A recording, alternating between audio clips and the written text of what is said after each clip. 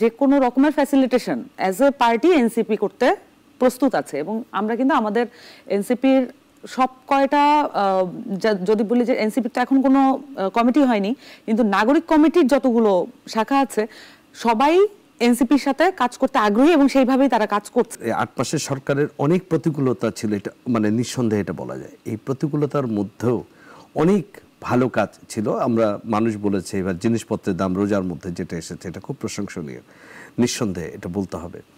আমরা অনেকগুলো আমাদের অর্থনৈতিক যে দুরবস্থার কথা আমরা সরকারের 5 আগস্টের সরকারের পরে, বিগত সরকার চলে যাওয়ার পর, পতনের পর যেই অর্থনৈতিক দুরবস্থার কথা বিভিন্ন কর্নার থেকে আসছিল, সেখান থেকে বাংলাদেশ ব্যাংকের গভর্নর আশ্বস্ত করেছেন যে সেই সংখ্যা কেটে গেছে। এটাও একটা সরকারের বড় সফলতা, এটা অবশ্যই।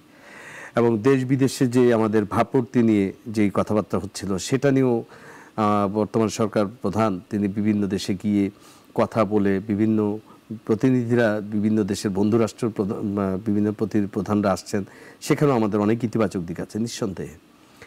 কিন্তু পাশাপাশি হচ্ছে যে সবচেয়ে বড় সমস্যা যেটা মানুষকে খুব মানে আশঙ্কা করে, একটা হচ্ছে আইন শৃঙ্খলা পরিস্থিতি, আরেকটি হচ্ছে রাজনৈতিক স্থিতিশীলতা এখনো আসেনি। এবং সর্বশেষ আমরা যদি বলি গতকাল যে একটা সিচুয়েশন তৈরি হলো যে আমরা আমাদের বর্বরচিত ইসরায়েলের বর্বরচিত হামলার প্রতিবাদে আপামর মানুষ যেখানে রাস্তায় নামবে, প্রতিবাদ করবে, স্বতঃস্ফূর্ত প্রতিবাদ, এবং এটা কোনো রাজনৈতিক কর্মসূচি ছিল না, এটা ছিল মানুষের জন্য হয়ে যে প্রতিবাদ, সেই প্রতিবাদটা খুব সুন্দর প্রশংসিত ছিল। কিন্তু কয়েকটি ঘটনা খুব ম্লান করে দিয়েছে। এবং এমন একটা সময় এমন ঘটনাই ঘটলো যখন আমাদের দেশে বিদেশি ইনভেস্টরদেরকে ডাকা হয়েছে, এখানে অনেক বড় একটা ফান্ড যারা বিনিয়োগ করবে, এরকম একটা বাংলাদেশে 8 মাসের মধ্যে এই সরকার একটা বড় একটা আয়োজন করছে। তখন কি এইটা আমরা বলবো যে এইটা আমাদের মানে এই যে যারা ঘটালো বা ঘটছে, এবং যখন দেশে ডেভিল অপারেশন হান্ট চলছে, আমাদের আইন শৃঙ্খলা বাহিনীর সকল ধরনের পাওয়ার নিয়ে তার উপস্থিত মানে সারা দেশে, ঠিক এই সময় এরকম ঘটনাগুলো কি আমাদের দেশ সম্পর্কে ভুল বার্তা দেয় না? বা এনসিপির এখানে ভূমিকা কি? না দেখেন, হ্যাঁ ভুল বার্তা অবশ্যই দেয়। এই ধরনের কার্যক্রম অবশ্যই উৎসাহব্যঞ্জক না, এবং উৎসাহ দেওয়া কোনো পক্ষেরই উচিত না। আইন শৃঙ্খলা রক্ষা করার দায়িত্ব যেমন আইন শৃঙ্খলা বাহিনী, সেই সাথে তারা যাতে তাদের যে জনমুখী অবস্থান সেটাতে ফিরে আসতে পারে, সেজন্য জবাবদিহিতা একই সাথে সহযোগিতা দুইটাই আসলে করা উচিত। এবং আমরা দেখতে পাচ্ছি যে বিভিন্ন পক্ষ থেকে একটা স্থিতিশীলতা নষ্ট করার এক ধরনের স্যাবোটাজের ভূমিকা অনেকেই নিচ্ছে, এবং তাদের কোনো অ্যাকাউন্টেবিলিটি নেই। তারা আসলে কোন পক্ষ, তারা কারা, তাদের পরিচয় কি, এই জিনিসগুলো বেশিরভাগ ক্ষেত্রেই জানা যাচ্ছে না।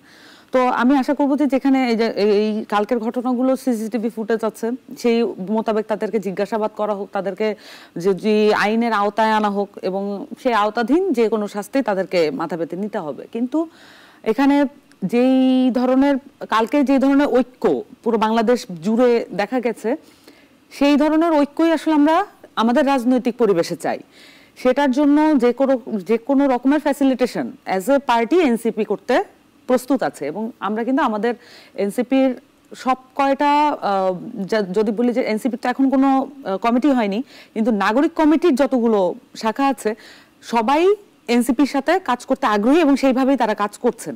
এবং তারা কিন্তু প্রত্যেকটা জেলায় জেলায় কালকে প্রোগ্রাম করেছেন, এবং তাদের যে প্রতিবাদ এটা শুধু কর্মসূচির আকারে তারা মুখস্থভাবে করেছেন তা না, তারা মানে সিরিয়াসলি ইম্প্যাক্টেড। এই ফিলিস্তিন গাজার যে অপারেশন সেটা আমরা তো কানেক্ট করতে পারি, তাই না? মানে গাজার সাথে আমাদের বাংলাদেশিদের যে কানেকশন সেটা অনেক পুরনো, এটা আজকে কালকের বিষয় না, বা গত 1-2 বছরের বিষয় না, বা যুদ্ধ শুরু হওয়ার পরে, গাজার যুদ্ধ 2 বছর ধরে প্রায় চলছে, যুদ্ধ শুরু হওয়ার পরে যে বাংলাদেশিরা কানেক্টেড ফিল করছে ব্যাপারটা তা না। আমাদের 1982 সালেও এখানে প্রায় 2000 যোদ্ধা গিয়েছিল বাংলাদেশ থেকে, 2000 বা 8000, আমি ভুল করে থাকতে পারি সংখ্যাটা। তবে বাংলাদেশ থেকে যোদ্ধারা যাচ্ছেন শুধুমাত্র তাদেরকে মুক্ত করার জন্য, তার ফিলিস্তিনের হয়ে যুদ্ধ করার জন্য, এটা খুবই সিগনিফিকেন্ট।